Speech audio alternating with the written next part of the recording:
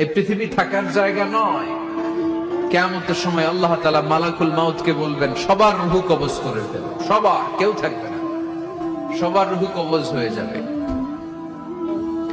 আল্লাহ মালাকুল মাউতকে বলবেন, মালাকুল মাউত কি অবস্থা? বলবে সব শেষ। মাইয়াব্বা, কে বাকি? মালাকুল মাউত বলবে জিনেরা বাকি, যাদেরকে দেখা যায় না। আল্লাহ বলবেন জিনদেরকেও শেষ করে ফেলো, রূহ কবজ করো।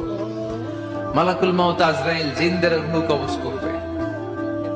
আল্লাহ এবার জিজ্ঞেস করবে, ইয়া মালাকাল মাউত আখবিরনি মাইয়াব্বা, এবার বলো আর কে বাকি?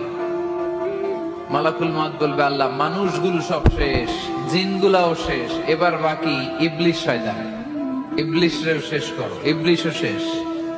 আল্লাহ আবার জিজ্ঞেস করবেন, ইয়া মালাকাল মাউতি মাইয়াব্বা, আর কে বেঁচে আছে বলো?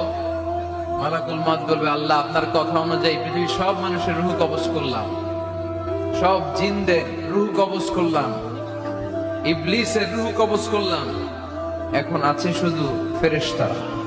আছে কারা? যাও ফেরেশতাদের রূহ কবজ করো, ফেরেশতাদের রূহ কবজ হয়ে যাবে। এবার আল্লাহ জিজ্ঞেস করবেন, ইয়া মালাকুল মাউত আখবিরনি মাইয়াব্বা। মালাকুল মাউত বলবে, আল্লাহ আপনার কথা মতো ধরে ধরে সব শেষ, ফেরেশতাও শেষ, চারজন ছাড়া। কয়জন ছাড়া? জোরে বলেন, কয়জন ছাড়া? ইসরাফিল, জিব্রাইল, মিকাইল, আজরাইল। আল্লাহ এই চারজন আমরা বাকি। আল্লাহ বলবে, যাও ইযহাব ইনতালিক ইলা জিবরিল ওয়াকবাদ রূহা, জিব্রাইলের রূহ কবজ করো। ইযহাব ইলা ইসরাফিল ওয়াকবাদ রূহা, ইসরাফিলের রূহ কবজ করো। ইযহাব ইলা মিকাইল ওয়াকবাদ রূহা, রূহ কবজ করো। ওই তিন ফেরেশতাও শেষ। এবার আল্লাহ তাআলা জিজ্ঞেস করবেন, ইয়া মালাকাল মাউত আখবিরনি মাইয়াব্বা, হে মালাকুল মাউত আর কে বাকি আছে বলো?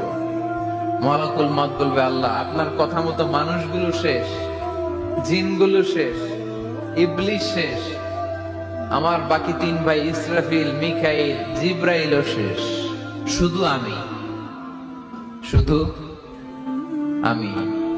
আল্লাহ বলবেন, কেউ নাই? মালাকুল মাউত বলবে, না আল্লাহ কেউ নাই। এবার আল্লাহ তাআলা বলবেন, মালাকুল মাউত তুমি তো সবাই রে মারছো, এবার তুমি মরো, এবার তুমি মরো, তুমি মরো। শোনার সাথে সাথে মালাকুল মাউতের কাঁপুনি ছুটে যাবে, খিঁচুনি এসে যাবে ভয়ে। আল্লাহ বলবেন, কাঁপুনি দিয়ে তো লাভ নাই, কারণ কুল্লু নাফসিন যায়িকাতুল। রব্বুল আলামিন বলবেন, মালাকুল মাউত কেঁদো না, এটাই দুনিয়ার বিধান, আমি আল্লাহর দেয়া বিধান, এটাই জন্মালেই মরতে হয়। যাও, জান্নাত জাহান্নামের মাঝখানে একটা জায়গা আছে, জায়গাটার নাম হলো আরাফ। এই আরাফের মধ্যখানে যে দাঁড়াও, ওখানে যে মালাকুল মাউত কাঁপতে থাকবে। মালাকুল মাউত বলবে, আল্লাহ সৃষ্টির শুরুতে যদি জানতাম, সৃষ্টির শুরুতে যদি জানতাম সবাইকে মৃত্যুদান করার পরে, রূহ কবজ করার পরে আমাকেও মরতে হবে, তাহলে এই কঠিন দায়িত্বের ব্যাপারে আপনার কাছে ক্ষমা চাইতাম।